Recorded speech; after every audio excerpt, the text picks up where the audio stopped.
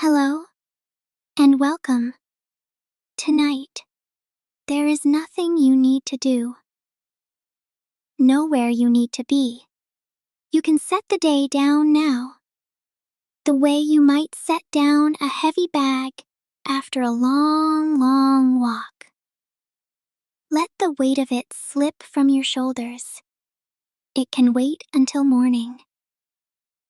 Everything can wait until morning. Get comfortable. Adjust your pillow. Pull the blanket a little closer until it feels just right. And if your eyes would like to close, let them. This story doesn't need to be watched. It only asks to be heard. And if you happen to drift off somewhere in the middle of it, that's perfectly all right. That's exactly what this story is for. Tonight, we're going to travel backward. Not 100 years, not 1,000.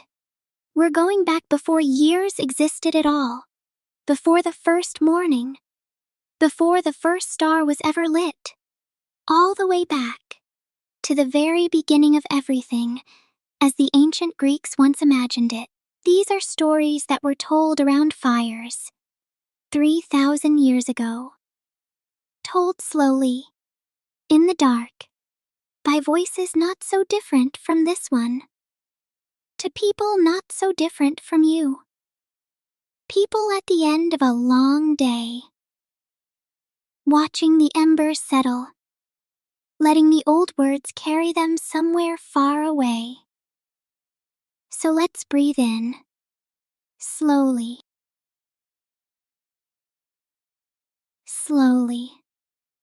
and let it out, even slower. Feel your body grow a little heavier against the bed. Our story begins with nothing at all. In the beginning, said the Greeks, there was chaos. Now, when we hear that word today, we picture noise, confusion, a mess of things all tangled together. But that isn't what the ancients meant at all. The old Greek word, chaos, meant something gentler, something closer to a yawning, a gap, a wide open emptiness. Imagine it, if you'd like. Or don't, you can simply rest and listen. A darkness with no edges. No up and no down. No before and no after. No sound at all, because there was nothing yet that could make a sound. No light, because light had not yet been invented. Only space. Endless, patient, quiet space, waiting. It wasn't frightening. There was nothing there to fear. It was simply rest.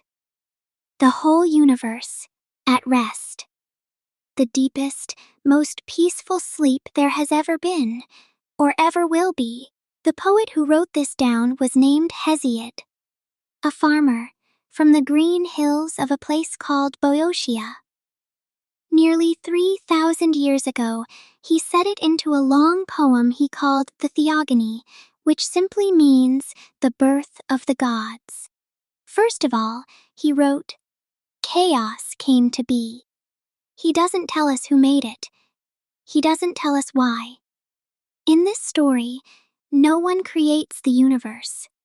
It simply arrives.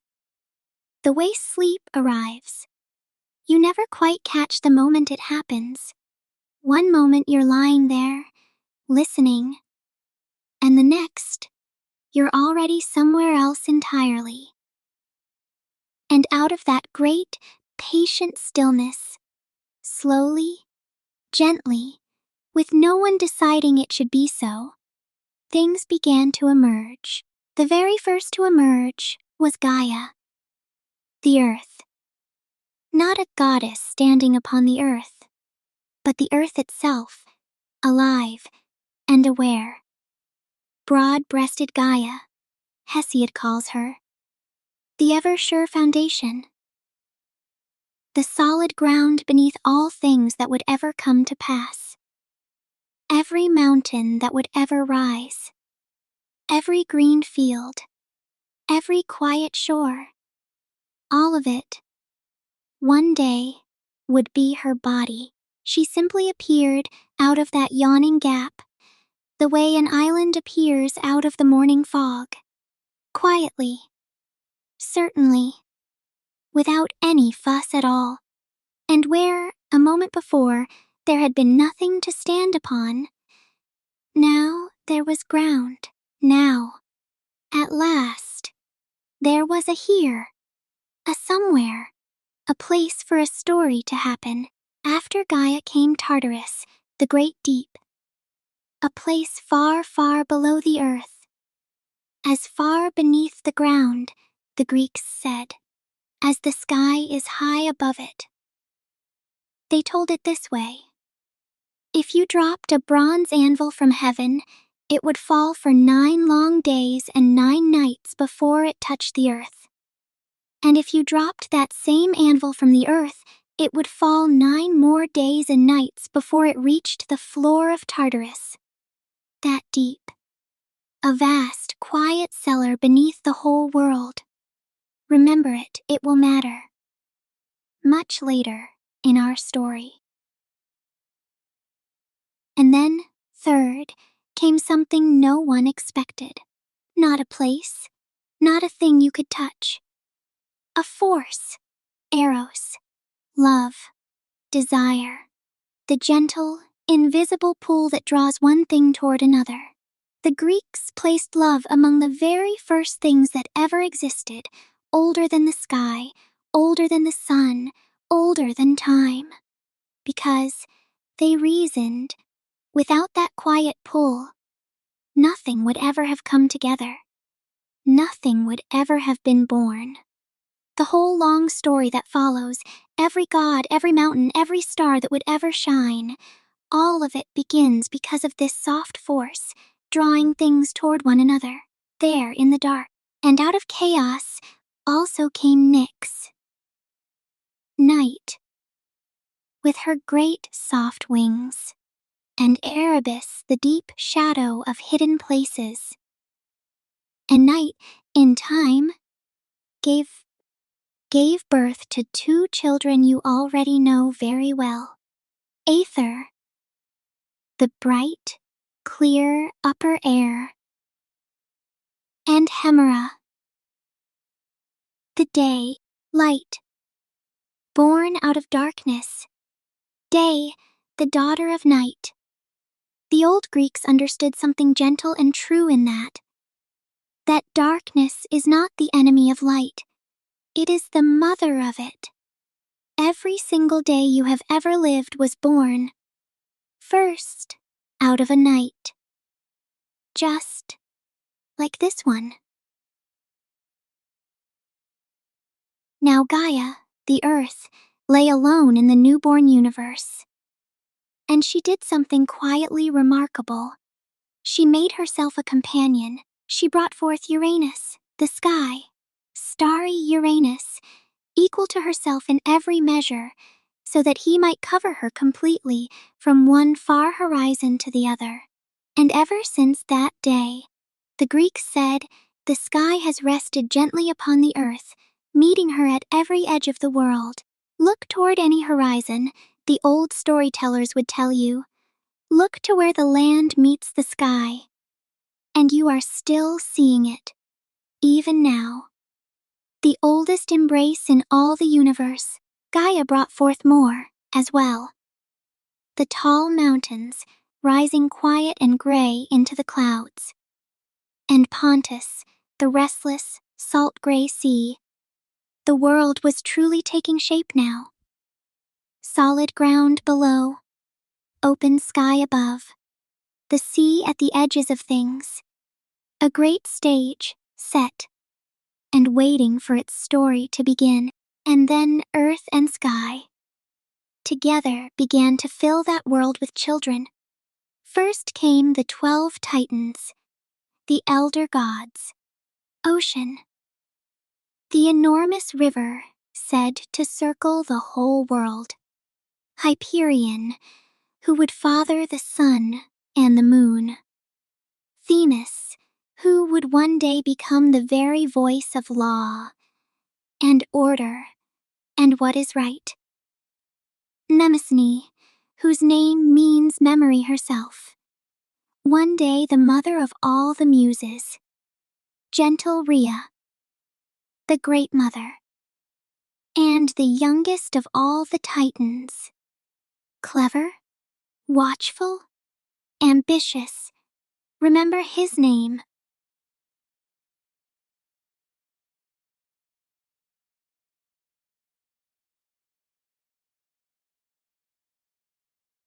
After the Titans came stranger children still. 3 great Cyclopes, mighty craftsmen, each with a single round eye set in the middle of his forehead. Skilled beyond all measure, with hammer and forge, it was they who would one day shape the thunderbolt itself, and after them, 3 brothers stranger than any, the Hecatone shears, the 100-handed ones, 50 heads apiece, 100 arms each, beings of such overwhelming, unstoppable strength that even the other gods would come to fear them. Strange children, yes, but children all the same. And their mother, Gaia, loved every one of them. All of them, equally. Their father, though, did not.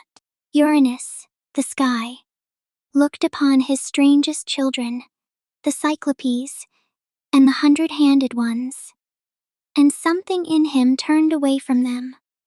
He was ashamed, and so, as each one was born, he pushed it back down into hiding, deep into the body of the earth, into the dark cellar of Tartarus, where he would not have to look upon them, and Gaia, the earth herself, groaned beneath the weight of her hidden children. She ached deep within, and slowly,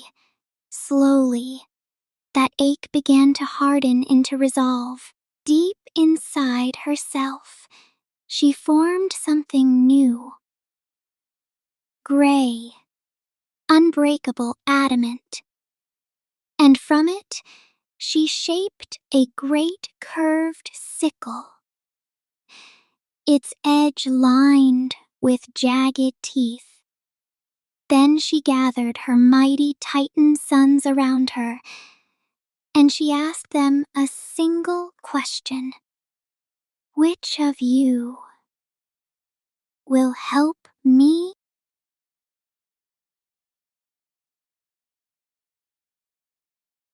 And the Titans were silent, even the strong ones, even the proud ones. Every one of them looked away and said nothing, except the youngest. Mother, said Cronus, quietly, I will do it. And so, when night at last drew her dark veil across the world, and Uranus came down, as he always did, to rest upon the earth, Cronus was waiting for him. We can let the details rest there, in the dark, where the old poet left them. It is enough to say only this.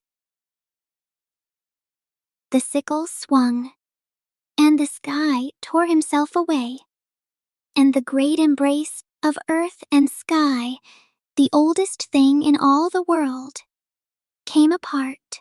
The sky drew back, and up, far above, up to where you see him now, on any clear night, and never again did he press down upon the earth. And that, said the Greeks, is the reason there is space between the earth and the heavens. Room for the mountains to stand, room for the birds, and the weather, and the wide open air. Room for us, the world as we know it, opening, at last, like a slow waking eye. And even that hard moment left behind something unexpectedly beautiful. Where the foam gathered upon the sea, the water began to stir and whiten and glow. And out of that sea foam, slowly, there rose a figure, golden and calm, stepping lightly across the gentle waves toward the green island of Cyprus. And where her feet touched the shore, soft grass rose up to meet her. Aphrodite, goddess of love and of beauty, born from the sea at the very edge of the world's first morning.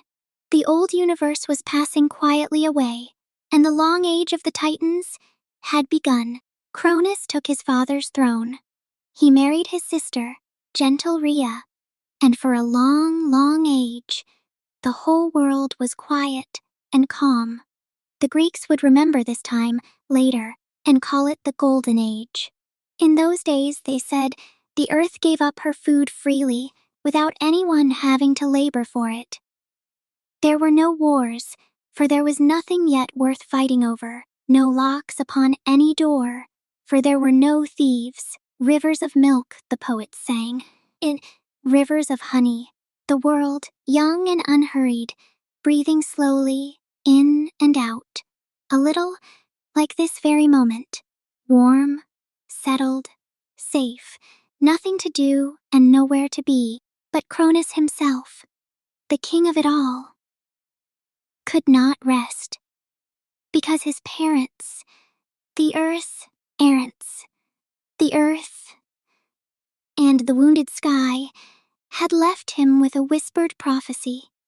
One day, Cronus, a child of your own will, rise up and overthrow you, just as you once overthrew your father. And so Cronus, unable to outrun his own fear, chose a terrible remedy. Each time his wife Rhea bore him a child, Cronus took the newborn gently in his two enormous hands, and he swallowed it whole. 5 times this happened. Hestia, Demeter, Hera, Hades, Poseidon, 5 bright, immortal children, swallowed down into the dark of their father, where, being deathless gods, they did not die. They only waited, growing slowly in the quiet dark, sleeping, perhaps, biding their time. And Rhea grieved. Oh, how she grieved. And when her 6th child was quickening within her, she could not bear it any longer. She went to her own mother, to Gaia, the earth, and she asked the oldest question that any mother has ever asked. How do I save my baby? And Gaia had an answer. When the 6th child was born, a little boy, Rhea, did not bring him to Cronus. Instead, in the deep of the night, she carried him away across the dark sea, all the way to the green island of Crete, to a hidden cave high on the slopes of Mount Ida, tucked into a fold of the mountain, like a secret held close to the chest. And to Cronus, in place of the child, she brought a stone, a smooth, heavy stone, wrapped up snugly in soft swaddling clothes, just as a newborn would be. And Cronus, in his haste and his fear, took it and swallowed it whole, and felt himself at peace, and suspected nothing at all.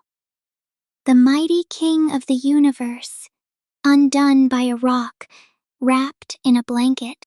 Meanwhile, far away, in that hidden cave on Crete, the baby grew, and his name was Zeus. He was nursed by a gentle she-goat named Amalthea, whose horn was said to flow with everything good and sweet, the very first horn of plenty. Soft-voiced nymphs of the mountain watched over his cradle through the long night, and outside the mouth of the cave, young warriors called the Curetes danced. Round and round they went, clashing their bronze shields and spears together in a steady rhythm, so that whenever the baby cried out, the bright ringing of the bronze would swallow up the sound.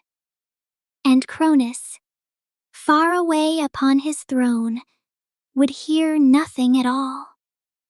Picture it, as your own thoughts begin to soften and slow. A firelit cave high on a quiet mountainside. The low, steady ringing of bronze somewhere in the distance. And a child sleeping safely at the very center of it all. One small, well-guarded light that would one day be strong enough to hold up the entire sky. Zeus grew strong upon that mountain. He grew and he grew until, at last, he was fully grown. And when he was ready, he went down to find his father. He came in disguise, the old stories say, a young cupbearer, unknown and unnoticed, serving quietly at the court of the great King Cronus. And into his father's cup, with the quiet help of a wise titaness named Metis, young Zeus poured a special draught, one that no stomach in the world could hold down. Steezed by it. And then Cronus was seized, and up came the stone he had swallowed so long ago. And after the stone, one by one, came the children. Poseidon, Hades, Hera, Demeter, Hestia, grown now, radiant, and immortal, and free at last. And the stone itself fell to the earth at a place called Delphi, where the Greeks would point it out to wondering travelers. For 1,000 years to come, the children were free. But their freedom, Cronus would not grant them quietly. The elder Titans rallied to their king. The young gods gathered upon Mount Olympus, and so the great war began. The Greeks called it the Titanomachy, the War of the Titans, and it raged for 10 long years, shaking the world from the highest mountaintops down to the floor of the sea. And in the end, it turned upon a single piece of very old advice. Gaia, the earth, grandmother to the young gods, came to Zeus, and she told him this: "Go down, free my hidden children, the ones in the deep places. They have waited long enough." So Zeus went down into Tartarus, into the deep cellar of the world, and there he found them, the Cyclopes and the 100-handed ones, his father's ancient prisoners, hidden away in the dark since the very beginning of all things. And Zeus set them free, and the grateful Cyclopes went straight to their forges. For Zeus, they hammered out the thunderbolt, lightning itself, folded and forged into a weapon. For his brother Poseidon, the 3-pronged trident. And for Hades, a helmet of pure darkness that made whoever wore it invisible, silent and unseen as the night. And the 100-handed ones, the strongest beings the universe had ever made, took their places in the battle line. And with each of their 300 arms, they lifted up a boulder as large as a hill. The end, when it finally came like a great storm breaking after a long and heavy afternoon. Zeus loosed the full fire of the heavens. The 100-handed ones loosed their mountains, 300 boulders at a time, until the very sky seemed to rain down stone. The earth blazed, the wide sea boiled, and the old order of the universe, at last, gave way. The Titans were defeated. They were bound and sent down into Tartarus, into that same deep dark where they had once let their own brothers languish so long ago. And the 100-handed ones, who had themselves been prisoners there, now became the faithful keepers of its gates. The war was over, and slowly, the whole world breathed out. When the smoke had cleared and the world had settled once more, the 3 victorious brothers came together to divide the universe among themselves. And they did it, charmingly enough, in the way that fishermen divide up a good catch. They drew lots. To Zeus fell the wide sky, and the thunder, and the kingship over all the gods. To Poseidon fell the gray-green sea, all of it, from shore to distant shore. To Hades fell the world below, the quiet, shadowed country of the dead, and the earth itself, the mountains, the green fields, the cities of men and women that would one day rise upon it. That, they all agreed, would belong to everyone. And high upon the summit of Mount Olympus, up above the weather, above the clouds, where the light is always clear and gold, the young gods built their shining halls. Gentle Hestia tended the eternal heart fire at the very center of it all. Demeter took the grain fields of the world into her care, and Hera became the queen of heaven. And so, at last, the age of the Olympians began. The age of all those stories you may half remember from somewhere long ago, of gray-eyed Athena and bright Apollo, of Artemis of the moonlit forests and swift-footed Hermes, of heroes and monsters and long voyages across wine-dark seas. But those are stories for other nights.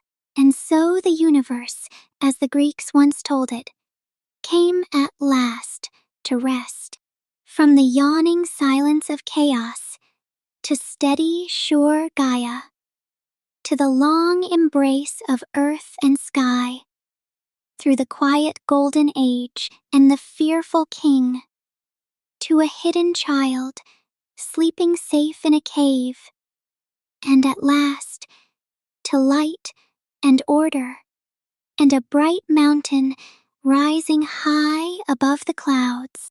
Notice how the old story keeps its one gentle promise again and again all the way through, that out of darkness, good things are born. Day out of night, beauty out of the troubled sea, a whole new world out of the belly of the old one.